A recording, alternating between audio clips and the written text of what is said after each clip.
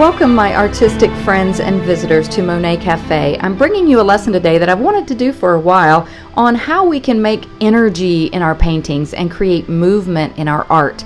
You know, we can have a great photograph. This is a photo that I took myself from Crystal River, Florida. What a beautiful place. But we're not necessarily copying a photograph. We don't want to copy it. We want to interpret it. And, you know, it takes a lot of practice and learning a whole lot about good art, and there are some basic rules. You know, we got to get composition right and some of the core things I talk about in my videos. But once you start to get those things established, you can start to invent or reinvent your photograph and interpret it in a way that is more painterly. So that's my goal today, is to kind of show you how I create that movement, energy, and impressionistic feel within a painting. These are some Neocolor water-soluble wax pastels. I'm not even sure why they're called pastels, because they're really kind of like crayons. But don't use regular crayons. Please don't do that. These are really neat little painting tools that I break them often, and I kind of use the sides. But all I'm doing here is I'm working on a prepared surface that I've already made. If you're curious to what that orange board is there, I do have some videos. I'll try to put a link in here so you can see how to do these. I like it. I love that orange glow underneath my work, and I like just a complementary color. It's great underneath landscape paintings. Now all I'm doing here is using the wax pastels to block in the basic composition. I'm not getting any detail here. I'm literally just looking at the reference photo. It already has a great composition as is, so I didn't have to change a lot in this one. But I'm getting in the values. You can't see right here, it doesn't look very dark right now, but with these wax pastels, you add water or alcohol to them and literally paint them. So you'll see in a minute how they'll darken up. But again, I'm just using the side. I love to break them in half and just kind of sketch out the basic composition. So I have this right now in real time. I know a lot of you guys like that, and I will have to speed it up soon though, because this video would take forever if I didn't speed it up some. And so you'll watch me now. I'm going to speed this up a little bit, and you'll see me. I'm just getting in the values, getting in specifically all the darks. Notice those clouds, they have a lot of dark colors underneath them, or values underneath them, and so just blocking that all in.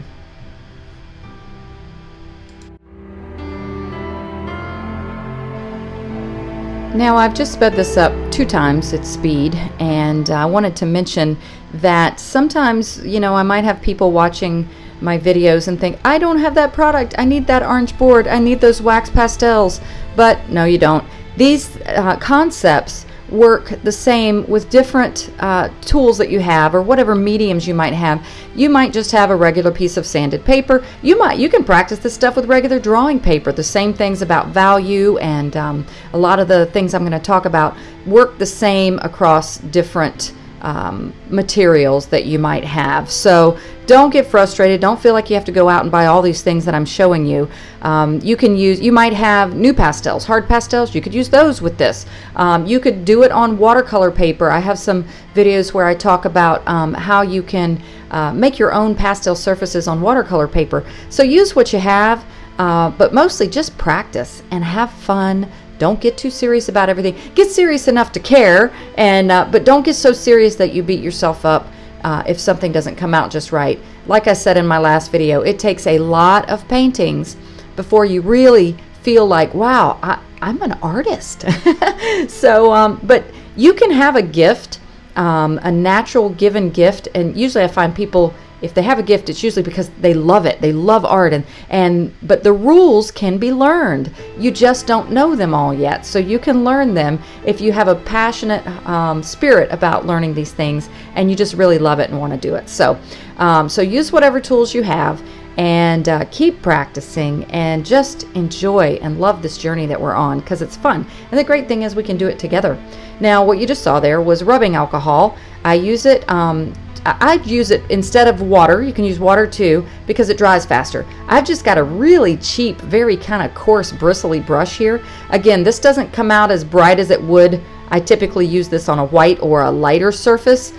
So because the surface is orange, you know, it doesn't show up as much, but it gives the same idea. Again, I'm blocking in big shapes. You always want to work big down to small. You never want to start focusing on little details right now. That's going to make your painting very tight. And again, the focus of this is to create energy and movement in our painting. And you're not going to have that movement if you're focused on the little teeny weeny little details and all the little bumps in the cloud and the little ripples in the water. Now, I've seen art that I love that does have everything so detailed like that, but typically even those photorealism artists, they still start out with big shapes and work down to the smaller shapes. But again, I focus a lot on a painterly loose style. I just like that look. Again, our name, Monet Cafe. I loved how Monet had his impressionistic style. So that's kind of my heart is there. And I think a lot of you guys relate. So now you can see kind of how they're brightening up with that alcohol that I'm putting on. And I am, even though I look like I'm being pretty messy here, I'm still focusing on keeping the values where they need to be. But when you see, like when I painted that sky in this water, notice how I'm making big strokes. And some I go across, and then some I try to go more in the movement of how the water is. I do that more later with the pastels. But again, see how they're just brightening up like that? And it's really kind of fun. You know, it starts with that dreamy look right now. And that's one of the things I like about the wax pastels. But again, just at this point, basics, big shapes, and values. And notice how I'm not staying, I'm not like coloring in the lines, so to speak. I'm letting the clouds kind of blend and some of the energy from the wax pastels and the movement just drip and run all over the place. So I hope that makes sense. It does in my brain anyway. So now I'm just blowing it dry and feeling it to make sure it's all the way dry, and then I can start applying the pastels. Now this is a similar concept to what I just did. I'm working still with big shapes and with value. Now right now that you notice that in between those two clouds up top, it might look like, why is she adding that purplish blue? You get energy and impact and beauty, I think, when you combine multiple colors. It would be very flat if I just tried to find that exact color blue and paint on my painting that color blue that I see. Your colors are going to vibrate and just be more alive. Again, about creating that energy. They definitely will create more energy when you layer multiple colors. So in pastels, you typically layer your darks first with your lights on top, unlike watercolor, which is opposite. And so that's why I'm focusing on getting some of these darker pastels in right now. And you know, some of you guys might be able to relate to me. You have to paint a long time before you start building some confidence. I think we all lack confidence sometimes, unless you're just one of those outstanding, fantastic artists that's been painting forever. But my little lack of confidence used to always come in when I would start doing this and painting loosely, and I'd back up and I'd go, this just looks like a mess. Have any of you guys ever done that? My husband used to make fun of me because he's like, you say that every single time. But that's my point here, is it does kind of look like a mess, because if I was to have it look fixed and already looking like trees and stuff now, I would lose that energy and that painterly feel. So it is going to look a little bit like a mess at first, but a mess within the rules, okay? I still have to get my composition right and my motion right. Notice how I'm making my lines move, like the water down below that I just did. I'm not just doing it flat straight across with all of the lines. I'm moving them in kind of the direction how the water's flowing, but I'm being very free with it and not so fixed. Again, you can't see all the colors I'm choosing right now, but I'm picking colors that may be, obviously they're not the same that's in the scene. They may be a little exploratory, but you can always play around with color as long as you get your value right. You have to get your value right, or the painting is not going to look professional. So stay within the value, correct values, but experiment with color. There's still rules to color too. I don't mean to say you just no holds barred, but you can get a little bit more fun with color than you can changing values or getting too creative with values. Now you may have noticed the bumpy surface. That's because I created my own board and it's on a piece of mat board. I think I actually used the bumpy side. But once I get my general layer of pastels down, I'm using this piece of pipe foam insulation. Nothing real fancy. You buy it at a hardware store. You don't have to go to an art supply store or anything. So you might be able to catch a glimpse of it. I just cut off a little piece of pipe foam insulation and I use it to blend. I don't do a lot of blending, but sometimes at the beginning stages like this, it's good to kind of soften it up, especially if you're wanting to get that look of distance. Like the sky, you want it to look like it's further away. Some things I do leave bumpy in the, or texture, that's a better word. I leave with more texture, but in this case, some of the stuff I wanted to soften it up a little bit. Now, here I go again, putting down more value. So you see, you got to be patient. You can't get too anxious to get everything just so right away, or you'll lose that painterly style. So it does take a lot of layering, a lot of work, a lot of practice, and but before you know it, if you keep just working, you're going to have a lot of that you don't like, and then finally you're going to start to say, hey, this is starting to look like something. I know some of you guys can relate because I've watched your work on our Facebook group, Monet Cafe Artwork, and I've seen some of you that literally just started experimenting with pastels, and then before you know it, with a lot of practice, I've watched you guys just improve so much. It's so fun for me. I feel like a mama artist watching you guys. Now, I'm using that bright blue back there. Cooler colors like blues, and cool greens, they recede, they push back. That would not have worked if I put a red mountain back there, okay? So things tend to cool out in the distance. Now I put down a little bit of a darker color than it's going to be eventually. I actually end up darkening that up. That's going to be kind of like the sky. Yeah, there, I darken it up now. But it's going to, those mountains in the background, I'm actually going to lighten them up a little bit, but you want to always put your darker down first. Again, creating interest in your colors. You don't want just a flat color, so I do enhance that color a little bit later. Oh, I missed a little filming there, so the clouds just popped in. They're little dark shadows like they're holding rain. So again, I'm just going to paint a little bit here. I love talking to you guys, but sometimes maybe you just want to watch the painting. So I'm going to play the music, let you watch a little bit, and pop back in when I have a comment or two.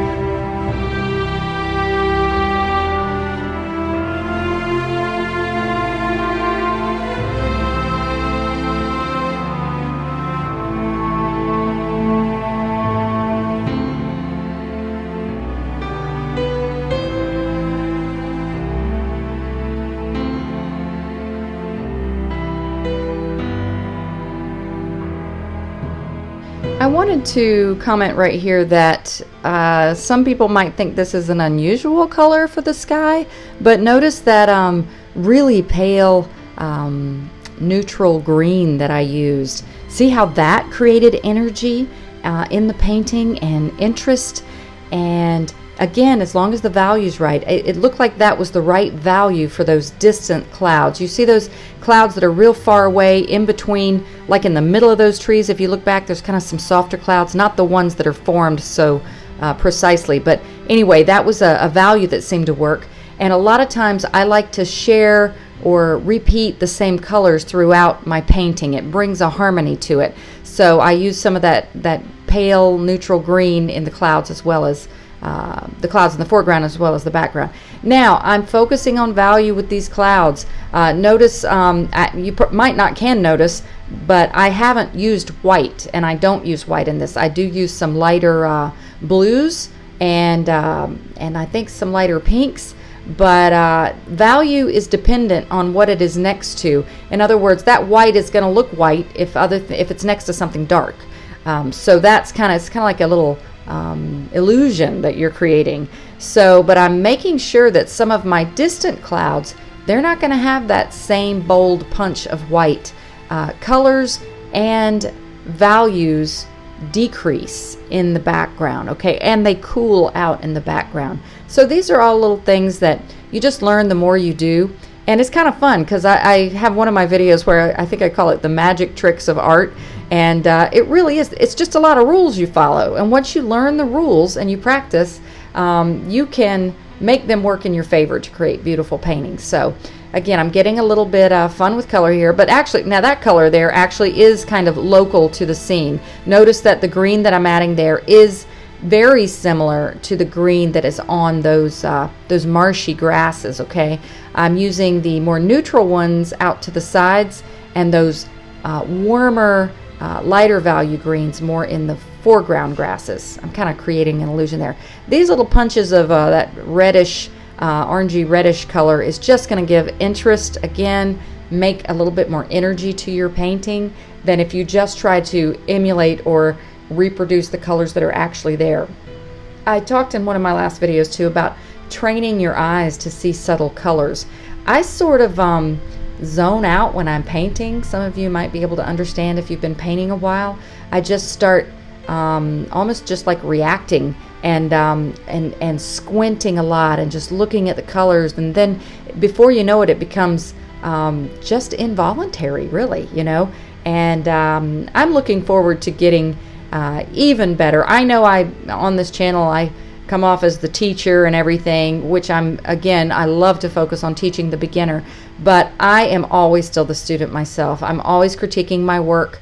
I am not anywhere the artist that I want to be. I have my artists that I admire so much, and I look at their work and just love it, just like you guys do it with other artists. So we're always just learning. I'm sorry for the film popping around a little bit. Now I just added a little bit of that blue. Remember how I said I was going to come back with another blue to give it more interest on top of those, not mountains, but trees in the background? And you see how that blue, now I'm starting to get some energy there. Look how that just brought that painting to life. Now the strokes that I'm doing in the water, that's going to create the movement.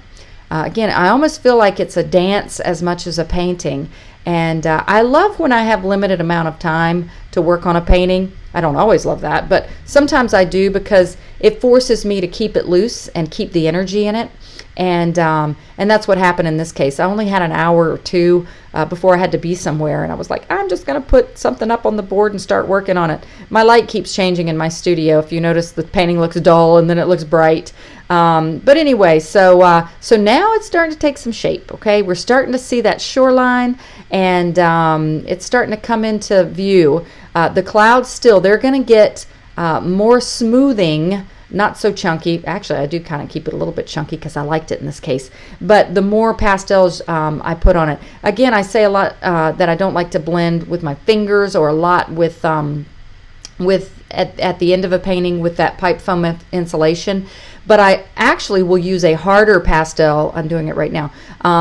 That at the end, the harder pastel itself will blend things. Okay, it'll start to blend the chunkiness away from something. So all right, I'm going to paint a little bit more now, and I hope you're learning. I really do. I want you just to keep trying, though. The greatest way to learn is to practice. Just get it out and do it. And like I always say, don't start some big serious piece.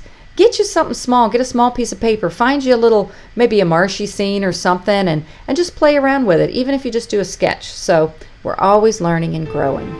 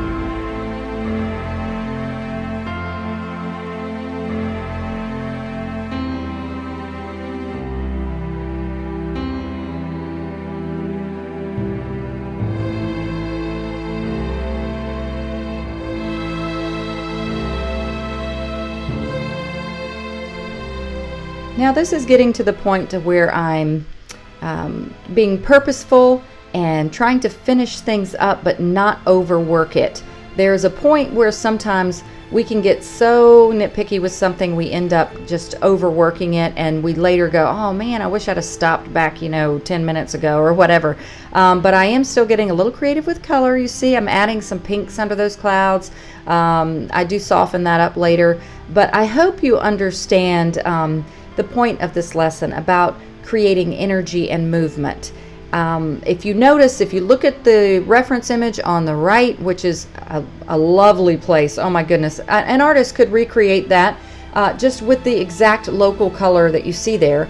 But with my interpretive color and my loose strokes, I have attempted to create an energetic painting and an impressionistic painting versus a realistic static painting. So again, I hope you learned something from this. Keep practicing, keep enjoying this beautiful journey of art. I'm so glad so many people have subscribed to this channel. If you haven't, please do so. It's a fun place to be. I think a lot of us just like being together. And please join us on Monet Cafe Art Group on Facebook. If you'd like to get some instruction from lots of other great artists, there's so much help on that channel. So anyway, as always, you guys, happy painting, blessings, and come back often.